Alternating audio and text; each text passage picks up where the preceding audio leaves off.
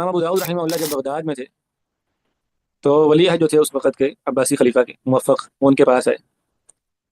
اور اس نے آ کے استدعا کی گزارش کی کہ آپ بصرہ آ جائیں، کیونکہ بصرہ جو تھا نا اس وقت وہ ویران ہو گیا تھا، بے آباد ہو گیا تھا زنج کے فتنے کی وجہ سے۔ یہ فتنہ تو زنج ایک مشہور فتنہ ہے اسلامی تاریخ کا، بڑا اندوہناک فتنہ ہے، ایک یعنی بڑی بہت بڑے پیمانے پر ایک قتل و غارت تھی، ایک شخص تھا جس نے یعنی بغاوت کی تھی، خروج کیا تھا۔ تو بہرحال اس کے فتنے کے بعد جو تھا نا یہ بصرہ کا علاقہ یہ محدثین سے خالی ہو گیا ہوا تھا۔ تو موفق جو تھا وہ ولی عہد وہ آیا امام ابو داؤد رحمہ اللہ کے پاس اور اس نے آ کے استدعا کی، گزارش کی کہ آپ جو ہے وہ میرے ساتھ بصرہ تشریف لیں، تاکہ وہاں پر آپ کی وجہ سے دوبارہ سے علم حدیث جاری ہے اس کا یہ پھیلے اور اس کا دور دورہ ہو جائے۔ تو کامل واقعہ پورا وہ یہ ہے کہ یہ موفق جب امام صاحب کے پاس آیا اور اس نے کہا کہ میری آپ سے 3 خواہشات ہیں، 3 میں گزارشیں کرنا چاہتا ہوں آپ سے، آپ ان کو قبول کریں۔ تو امام صاحب نے کہا جی بتائیں کیا 3 باتیں؟ پہلی بات یہ تھی جو میں نے آپ سے ذکر کی کہ انہوں نے کہا کہ آپ بغداد سے بصرہ کی طرف آ جائیں تاکہ وہاں پر علم پھیلے۔ تو امام صاحب نے اس کو کہا ٹھیک ہے، اس کو مان لیا۔ دوسری گزارش اس نے یہ کی کہ آپ میری اولاد کو بھی اپنی کتاب سنن ابو داؤد یہ اجازت دے دیں، ان کو بھی روایت کریں، یعنی وہ بھی آپ سے سنیں اور آگے بیان کریں۔ آپ نے کہا یہ بات بھی ٹھیک ہے، اس کو بھی آپ نے قبول کیا۔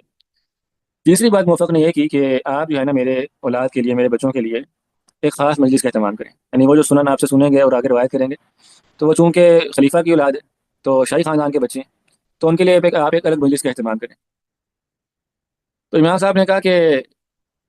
اما ہادی فلا، یہ جو آپ کی خواہش ہے یہ میں نہیں مان سکتا، لأن الناس شریفهم ووضيعهم في العلم سواء، کیونکہ علم کے معاملے میں اونچے گھر کا بندہ اور نیچے گھر کا بندہ برابر ہوتے ہیں۔ یہ علم کی تعلیم کے بڑے مراکز میں سے، بڑی باتوں میں سے ایک بات ہے کہ علم کے معاملے میں امیر اور غریب، بڑے گھر کے فرد اور فقیر کا فرق کرنا یہ جائز نہیں ہے، یہ محدثین کا طریقہ نہیں۔ کئی محدثین کے ترجمے میں بات ملتی ہے، امام مالک کے ترجمے میں، امام بخاری کے ترجمے میں،